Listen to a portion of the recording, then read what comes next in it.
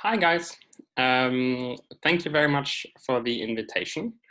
This conference is a really nice idea, and I always wanted to be a YouTuber, so here we are. Today, I'm going to talk about the spectrum of Simplicial volume, and almost all of it is joint work with Clara Löw from the University of Regensburg. Okay, so by the way, this talk has two parts. Part one you're seeing right now, and in part one, I'm just going to talk about Simplicial volume and state the main results me and Clara have about Simplicial volume, about the distribution of values Simplicial volume can have. And in part two, I will talk about the proofs of these results. This will involve an invariant called stable commutator length. And I will give an outlook of maybe future or current research projects, and this will involve right computable numbers. Okay, so I will now motivate Simplicial volume. So suppose you have a manifold. What is a good notion of a volume for this manifold? And to answer this question, you first, of course, need to ask yourself, what do you mean by good? You just have a topological object without any Riemannian structure. What do you mean by good? So I compiled a volume wish list, which you can find here. So what should a volume satisfy? A volume should be some non-negative real number. Also, the volume should behave well with other operations you have on topological manifolds. For example, if you take a degree n cover of a manifold, you would expect this volume to be n times as much as the original volume. Another operation which you can do is you can cut out the n sphere of your n manifold and cut out an n sphere of another manifold and then glue those manifolds together along those spheres. And this is called connected sum of those manifolds, the resulting manifold. And maybe you also want that your volume behaves nice, meaning additively, with respect to this operation. Then clearly what you would like is your notion of volume to be multiplicative amongst dimensions. And then finally, maybe you hope for that this volume, which you define, also reflects, in special cases, the honest Riemannian volume of manifolds. Okay, so maybe before I give you one suggestion of Simplicial volume, I'd like to say that you can come up with many different invariants which satisfy a good deal of those conditions, and Simplicial volume is just one of them. For example, you can think Euler characteristic is an invariant which satisfies most of these conditions as well. So here is a definition Gromov in the 1980s came up with, a suggestion for a volume of topological manifolds, namely, if M is an orientable, close connected, from now on I will say OCC, n-dimensional manifold, we define the Simplicial volume, denoted by those two bars, as the L1 norm of the fundamental class. Okay, so now I just pushed the definition of Simplicial volume to the definition of the L1 norm of a class in homology. And here it is. If you have a topological space and you have a class in singular homology, what does it mean? It means that your class is the formal sum of some cycles with real coefficients, and you're asking for, in a way, the most efficient, what's the size of the most efficient such representation, and you call this L1 norm. All right. Okay, let's go back to my wish list for volume. Okay, so what happens if I have as a volume the Simplicial volume? Okay, we are positive or non-negative real numbers. This condition is also satisfied, so it's pretty easy to see. Moreover, it's a bit harder to see. If you take the connected sum, then Simplicial volume is additive from dimension 3 on. Unfortunately, this condition is not satisfied on the nose. So this is a bit the unintuitive bit, that if you take two manifolds and you take their product, then simplicial volume is not the product of the two components. And moreover, there are many cases where simplicial volume reflects the honest Riemannian volume, namely, for example, so this is the checks, in hyperbolic, for hyperbolic manifolds. If you have a hyperbolic manifold, then the simplicial volume is the same as the Riemannian volume up to a multiplicative constant, which just depends on the dimension of the hyperbolic manifold. Another interesting thing to note is the simplicial volume vanishes if the fundamental group of the manifold is immutable. And finally, you can use simplicial volume, this is a bit hard to see now, to give a lower estimate of the smallest volume, Riemannian volume, you can put on the manifold up to a curvature condition, normalization. All right, okay, having this in mind, and having in mind that the simplicial volume is a topological invariant, which has very interesting properties and sometimes even reflects a real Riemannian volume, we would like to characterize the set. We fix the dimension, for example, 2, 3, 4, and we ask which type of simplicial volumes arise on orientable close connected n-dimensional manifolds. Okay. What we know a priori? Well, we know there are only countably many orientable closed connected manifolds. So this set will be countable.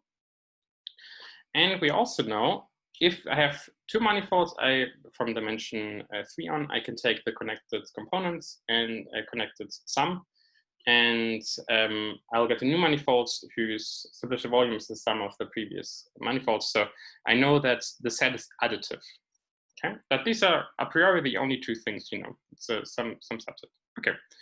Now I would like to just make some examples. How does the set look like in low dimensions? Maybe we have some chance of characterizing it in some cases. Okay, so the easiest case is dimension 2. For dimension 2, which orientable close connected two manifolds surfaces do we have? We have the sphere, we have the torus, and we have surfaces of higher genus.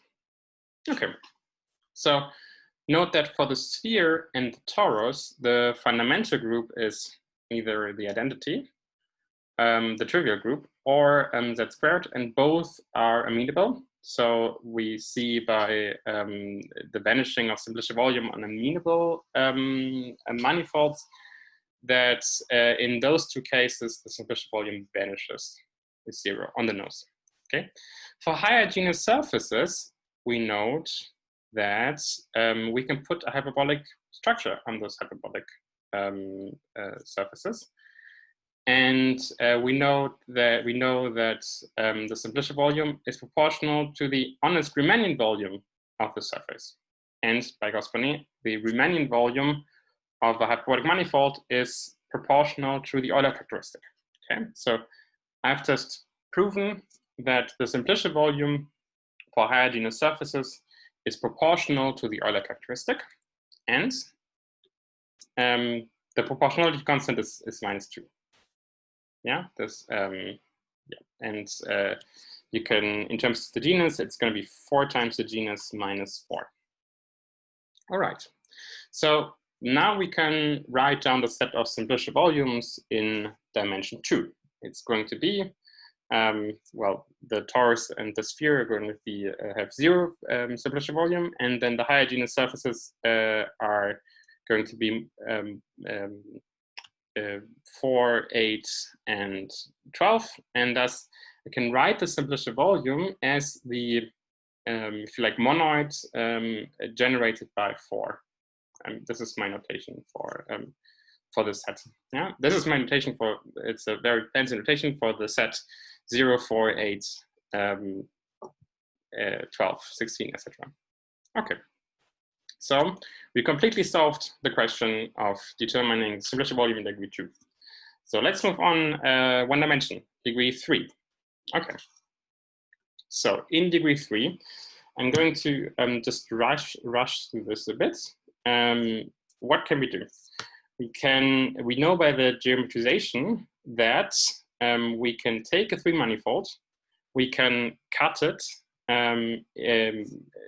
along spheres into connected components. This is a prime decomposition, and we know that Simplicial volume is additive with respect to this operation. Then we know that we can take all these components and cut them further along tori to end up with one of 8 different geometries on those pieces with boundary which are left. And it turns out that Simplicial volume vanishes on all of them, but on the hyperbolic pieces. And thus, we proved very, very quickly the following statements.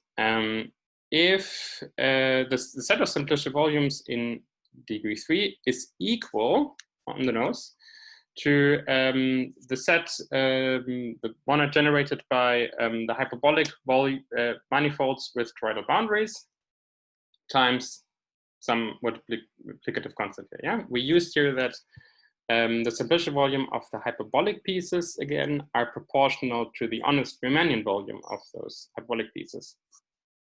Okay, so in dimension 2 and dimension 3, we could completely characterize Simplicial volumes. So we are in good spirits that maybe we can do this in high dimensions as well. What can we do in dimension 4? Well, we have hyperbolic manifolds. This were the only ones contributing in dimension 2 and 3. So maybe that's something to look into. But we know that the smallest hyperbolic manifolds have Riemannian volume more than 700. And, or like it's a very large number. And thus the Simplicial volume is also going to be fairly large. In particular, we cannot hope to have sort of arbitrary low Simplicial volumes on hyperbolic manifolds. But in dimension 4, we can do something. We can take two manifolds and take their product, and then we can use estimates or other results to compute the Simplicial volume. And this was done by Boucher. In a paper, by the way, the references I'm going to attach at the end. The last slide is going to be the references. Yeah? So Boucher proved that if you take 2 surfaces, then the Simplicial volume of their product is equal to the product of their Simplicial volumes times this factor of 3/2, which comes in. Okay, and this allows you to completely compute Simplicial volumes for products of surfaces. But here again, the smallest Simplicial volumes which you get will be 24. Yeah, so 2 genus 2 surfaces both have both having Simplicial volume 4, and 4 times 4 times this factor of 3/2 is 24. Okay, so you can ask, what is can we do better? Can we? So the smallest Simplicial volume which we've seen here is of a 4 manifolds has Simplicial volume 24. Can we be lower than this? Can we be arbitrarily low? Yeah. Is there a gap in the set of Simplicial volumes in degree 4? We note that there has been a gap in degree 2, and there has been a gap in degree 3. Yeah, because the Riemannian volume of hyperbolic manifolds is at least 1, or it's around 1. Okay, and together with Clara Le, we could show that this is not the case. So indeed, the set of Simplicial volumes in degree 4 contains all non-negative rational numbers. So it's very large. And it also contains arbitrarily low transcendental numbers. So as an algebraic set, this set is as large as possible. Okay, we also have a statement for higher dimensions. So in particular, here in degree 4, the set of simplicial volumes is dense in the non-negative reals. And this is the case also for all higher dimensions. Okay, and this is now almost the end of this first part of my talk. And we have some reason to believe that maybe the set of simplicial volumes in degree 4 is equal to the set of right computable numbers. And why this is the case, I will explain in the second part of my talk. And here are the references. Thank you very much for your attention.